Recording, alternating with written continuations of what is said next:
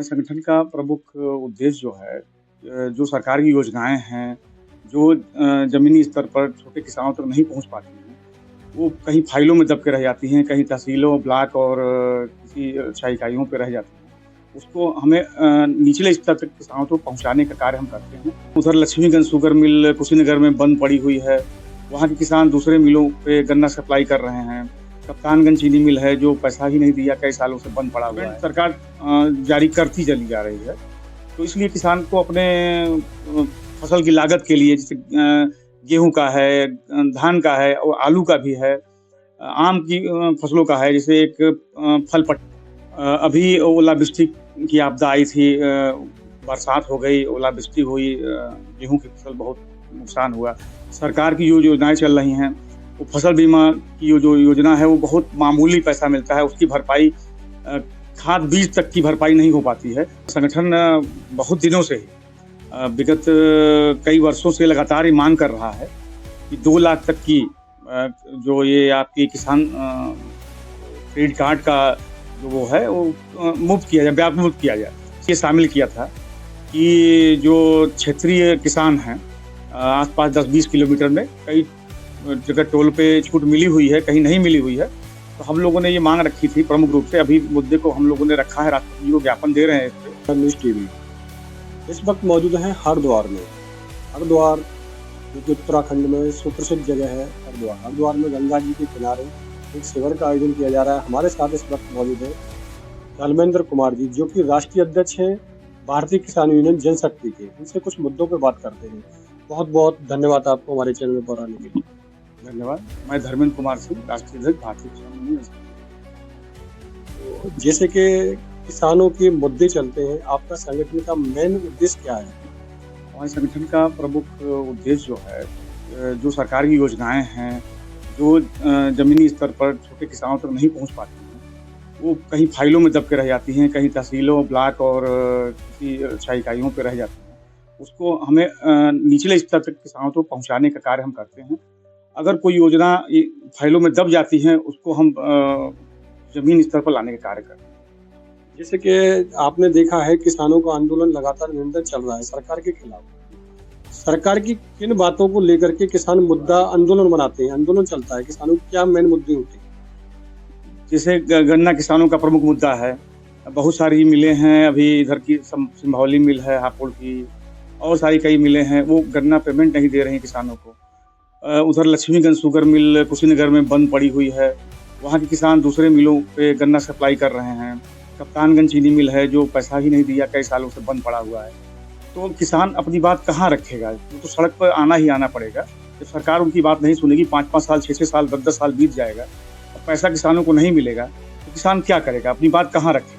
बार-बार सरकार को धरना प्रदर्शन करना पड़ता है सरकार के खिलाफ, और किसान सड़कों पे उतरने के लिए मजबूर हो जाता है। इसलिए किसान संगठन जगह-जगह मिलों पे धरना प्रदर्शन कर रहे हैं, आंदोलन कर रहे हैं कि कम से कम सरकार इस बात को सुने। और इसका बहुत बड़ा प्रभाव है, जिन मिलों पे धरना प्रदर्शन किसान यूनियनों द्वारा किया जा रहा है, वहाँ पे कुछ-कुछ पेमेंट सरकार जारी करती चली जा रही है। तो इसलिए किसान को अपने फसल की लागत के लिए गेहूँ का है, धान का है और आलू का भी है, आम की फसलों का है, जैसे एक फल पट्टी आती है आपके बुलंदशहर क्षेत्रों में, उसका रेट नहीं मिल पाता है बुलंदशहर के आम किसानों को। और गन्ने का है, उसका भी रेट नहीं मिल पाता है। गन्ने का रेट 500 रुपए प्रति कुंटल करने के लिए लगातार संगठन मांग कर रहा है, भारतीय किसान जनशक्ति, लेकिन सरकार 500 तक नहीं ले आ पा रही है। किसान अन्नदाता है, मेन पीढ़ी मतलब के सबसे बड़ा देश की रीढ़ की हड्डी है किसान। आखिरकार किसानों की जब कोई समस्या आ जाती है तो सरकार नहीं सुनती है। जैसे कि आपने देखा है अकस्मात आपदा आ जाती है, ओलावृष्टि हो जाना या आंधी आ जाना, उस कंडीशन में किसान की फसलें नष्ट हो जाती है। तो मेन साल भर की पूंजी, जिसमें ब्याह शादी भी करनी पड़ती है, उन्हें शादी समारोह भी करना पड़ता है, बेटी की शादी भी करनी है, अन्य प्रोग्राम करने पड़ते हैं, उनकी तो सत्यानाश हो जाता है उस समय। तो किसानों की इन परिस्थितियों के लिए आपका क्या कदम है? अभी ओलावृष्टि की आपदा आई थी, बरसात हो गई, ओलावृष्टि हुई, गेहूँ की फसल बहुत नुकसान हुआ। सरकार की जो योजनाएँ चल रही हैं, वो फसल बीमा की जो योजना है वो बहुत मामूली पैसा मिलता है, उसकी भरपाई अ, खाद बीज तक की भरपाई नहीं हो पाती है। तो प्रॉफ़िट तो छोड़ दीजिए, सरकार को इसको थोड़ा-सा बढ़ाना पड़ेगा कि जो फसलों का मूल्यांकन करे कि इतने एकड़ में इतने की फसल हो सकती थी, उस हिसाब से पैसा दे, ना कि उसकी जुताई और खाद बीज तक का पैसा, डीज़ल तक का पैसा नहीं निकल पाता है। तो किसान उसको कैसे भरपाई करे और कैसे क्या करे? क्योंकि फसल बीमा योजना बहुत एक मामूली रकम मिलती है, उसका कोई मतलब नहीं होता। किसान बाढ़ आ जाती है, बाढ़ से पूरी फसल नुकसान हो जाती है, तो किसान क्या करे? भई आप या तो सरकार से हमारा अनुरोध है कि आप फसल बीमा का जो पैसा है उसको बढ़ाएँ, लागत के हिसाब से दें कि इतने एकड़ में इतने कुंटल की फसल होनी थी, हम इतना पैसा आपको दे रहे हैं।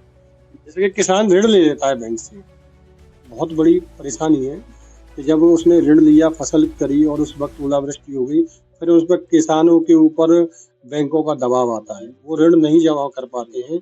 उस कंडीशन पे आजकल आपने देखा भी होगा सोशल मीडिया के माध्यम से या अन्य प्लेटफ़ॉर्मों से, न्यूज़पेपरों से किसान को आत्महत्या करने के लिए मजबूर होना पड़ता है। हमारा संगठन बहुत दिनों से ही विगत कई वर्षों से लगातार ये मांग कर रहा है कि 2 लाख तक की जो ये आपकी किसान क्रेडिट कार्ड का जो वो है वो मुफ्त किया जाए, ब्याज मुक्त किया जाए। सरकार 4% कहती है, हम 4% लेते हैं। बाद में किसानों के ऊपर 13% ब्याज लगा दिए जाते हैं बाद में। किसान समझ नहीं पाता है, किसान आर्थिक दबाव में चला जाता है, इसलिए सुसाइड करने के लिए मजबूर हो जाता है। हमारा संगठन लगातार ये मांग कर रहा है कि 2 लाख तक का किसान क्रेडिट कार्ड ब्याज मुक्त किया जाए पूर्ण रूप से। जैसे अन्य कई प्रदेशों में ऐसा है और किसान सम्मान निधि हम लोग लगातार सरकार 6,000 रुपए दे रही है और हमारी संगठन की यही मांग प्रमुख हमने पिछले ज्ञापन में भी दिया हुआ था, फिर हमने शामिल किया है इस चीज़ को कि 20,000 किया जाए। कम से कम किसान सम्मान निधि 20,000 होने से खरीद सकता है। किसान बीज और खाद का कुछ नहीं होता। लगातार आप मांग कर रहे हैं, अन्य संगठन भी मांग करते हैं। किसानों के मुद्दों के लिए सरकार क्यों भटक जाती है? किसान जो संगठन है वो एक मंच पे नहीं आ पाते। अगर एक मंच पे सारे किसान संगठन आ जाएं तो सरकार को झुकना पड़ेगा, जो चाहेगा किसान वो इनको करना पड़ेगा। एक और सबसे बड़ी समस्या है जो कि आजकल राष्ट्रीय राजमार्ग बन रहे हैं और नेशनल हाईवे के साथ में एक्सप्रेस वे बन रहे हैं और किसानों की ज़मीन चले जाती है और उनको बड़ी समस्या का सामना करना पड़ता है। आपने देखा होगा कि बीच में से हाईवे निकल गया, एक किसान की 2 तरफ ज़मीन हो जाने के बाद भी वहाँ पर टोल भी आ जाता है। उस कंडीशन पर किसान को काफ़ी परेशानी का सामना करना पड़ता है।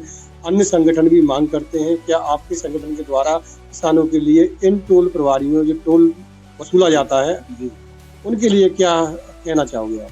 हम लोगों ने पिछले ज्ञापन में भी ये शामिल किया था। क्षेत्रीय किसान हैं आसपास 10-20 किलोमीटर में, कई जगह टोल पे छूट मिली हुई है, कहीं नहीं मिली हुई है। तो हम लोगों ने ये मांग रखी थी प्रमुख रूप से, अभी मुद्दे को हम लोगों ने रखा है, राष्ट्रपति जी को ज्ञापन दे रहे हैं इस पे कि किसानों का टोल बिल्कुल मुफ्त किया जाए। क्योंकि किसान की ज़मीन टोल के उधर भी है और इधर भी है। दिन भर में 4 बार जाना पड़ता है और किसानों से मारपीट करते हैं टोल वाले। तो हम लोगों की यही मांग है कि कई प्रदेशों में ये देखा गया है कि प्राइवेट गाड़ियों से टोल नहीं वसूला जाता है, कमर्शियल गाड़ियों से ही लिया जाता है। तो हम लोग यही मांग करेंगे पूरे भारत में ये नियम लागू हो और माननीय राजमार्ग मंत्री गडकरी जी से हम अनुरोध करेंगे कि प्राइवेट गाड़ियों को टोल मुक्त किया जाए। टैक्स हम कितने प्रकार से देंगे? हम तो गाड़ी खरीदते हैं तब भी टैक्स देते हैं, हम फिर टोल का देते हैं, तो हम बार-बार टैक्स देते ही रहेंगे। तो इसको मुक्त किया जाए, कमर्शियल गाड़ियों से आप टोल की वसूली करें। देखिए, टोल की समस्या सबसे बड़ी है किसानों के लिए। जब किसान कोई भी कार्य के लिए जाता है और वो कहते हैं टोल प्रभारी मैसेज आखिरकार क्या होता है? नहीं, ये लोकल किसानों को निकलने के लिए मैसेज का एक प्रावधान टोल के द्वारा किया गया था कि जो गांव टोल के आसपास हैं 2-4-10 किलोमीटर पे, तो उनको एक मैसेज कराइए और उससे निकलिए। लेकिन ये चीज़ें गलत हैं। मैसेज कौन करेगा? कौन किसका उत्तरदायित्व है कि कौन मैसेज करेगा? तो इस पे थोड़ा-सा बदलाव की ज़रूरत है कि भाई आप लोकल आईडी दिखा के आप आसानी से निकलिए। आप मैसेज कौन करेगा और कहाँ से मैसेज आएगा? लोकल के लिए भी तो उन्होंने शुल्क लगा दिया है। ये गलत है ना, ये गलत है। भाई हमारा गाँव अगर टोल के आसपास है और दिन भर में 10 बार निकलना पड़ता है, तो हम लोग इसी मुद्दे को लेकर राष्ट्रपति महोदया को हम लोग अभी ज्ञापन करने जा रहे हैं और कल हमारा 4 तारीख को ज्ञापन भी होगा कि टोल मुक्त किया जाए, बिल्कुल टोल मुक्त किया जाए, प्राइवेट गाड़ियों से टोल मुक्त किया जाए और खासतौर से किसानों वो तो मुफ्त ही कर दिया जाए। आपका संगठन लगातार विगत वर्षों से किसानों के मुद्दे की लड़ाई करता आ रहा है और इस वक्त आपकी कितने मांगे मानी गई है सरकार की? हम लोग की बहुत सारी मांगे मानी गई हैं। जैसे कई जगह हम लोगों ने खराब सड़कों का दिया, किसान के मुद्दों पे एमएसपी का हम लोगों ने आंदोलन किया, सरकार ने कुछ एमएसपी पे ध्यान देके कुछ उसको सही किया है, एमएसपी पे सरकार ने कुछ बढ़ाया एमएसपी को। और कई मुद्दे हैं जो सरकार नहीं मान रही है। हम लोग की प्रमुख मांग है कि 6,000 से 20,000 करने के लिए सम्मान निधि का है और आपका ब्याज मुक्त करने का है किसान क्रेडिट कार्ड, टोल का हमारा है कि टोल फ्री किया जाए किसानों के लिए और बहुत सारी मिलों पर पेमेंट फंसे हुए हैं, किसान हैरान परेशान है। बिजली की सबसे बड़ी समस्या रहती है किसानों की। बिजली पे हम ज्ञापन में हमने ये भी मुद्दा शामिल किया है कि इसका निजीकरण न किया जाए। निजीकरण जब हो जाएगा तो चाहे किसानों का सबसे बड़ा शोषण निजीकरण होने के बाद किया जाएगा। अभी सरकार तो कुछ दे रही है सब्सिडी ट्यूबवेल के ऊपर, लेकिन फिर नहीं मिलने वाला है और प्राइवेट बिजली वाले बहुत करेंगे परेशान किसानों को, तो इसलिए हम उसका पूर्ण जो विरोध करते हैं, हमने ज्ञापन में इसको शामिल किया। दर्शकों से जितने भी किसान भाई, देश के किसान भाई हैं, वो आपको देख रहे हैं, उनके लिए आपके राष्ट्रीय अधिवेशन है हरिद्वार में आयोजित किया जा रहा है आपका, उनके लिए क्या संदेश रहेगा? हम तो यही कहेंगे किसानों से कि आप बढ़िया से खेती करिए और फसल अच्छे से उगाइए। हमारा अधिवेशन है, कोई समस्या आपकी क्षेत्रीय समस्या है तो हमारा अधिवेशन यहाँ चल रहा है, 2, 3, 4 का अधिवेशन है हमारा। तो आप अपनी कोई क्षेत्रीय मुद्दे हों, कोई आपकी समस्याएं आ रही हो, आप हमारे यहाँ अधिवेशन में आके अपनी मांगों को रखिए और उसको हम सरकार तक पहुंचाने का काम करेंगे। उसकी लड़ाई भी हम लड़ेंगे और जरूरत पड़ेगी तो हम उसके लिए धरना प्रदर्शन और सब करने के लिए हम तैयार हैं। धन्यवाद।